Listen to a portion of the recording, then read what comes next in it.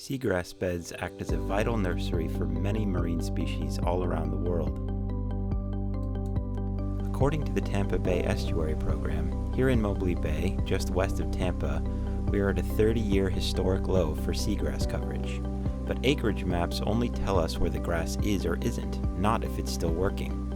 Right now, we are seeing a fragmented mosaic of thin, patchy strips here in the west of the preserve, while some continuous meadows remain in the eastern preserve. We need to understand, at what point does a receding, patchy meadow stop being a nursery?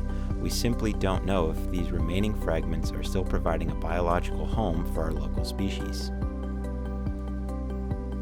My project aims to fill this knowledge gap by doing a direct comparative survey of functional biodiversity.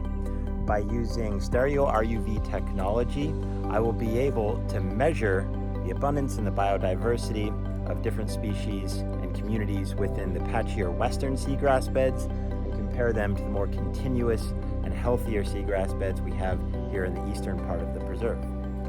By quantifying the abundance and the diversity of everything from crustaceans all the way up to juvenile mesopredators like bonnethead sharks, I'll be measuring the actual biological value of these two habitats and be able, hopefully, to compare them against one another.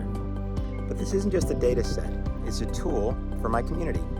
By identifying which patches of seagrass are still ecologically active, hopefully this can provide at least the beginnings of a blueprint for the city and conservation groups in my area to determine what should be done next. Should we focus more on conserving what we have, or do we need to shift our focus and think about larger scale, higher impact, full restoration projects? Acreage tells us how much, but biodiversity tells us the how healthy. My project determines if Mobley Bay is still open for business as a nursery, or if it's time to rethink how we protect what we have left.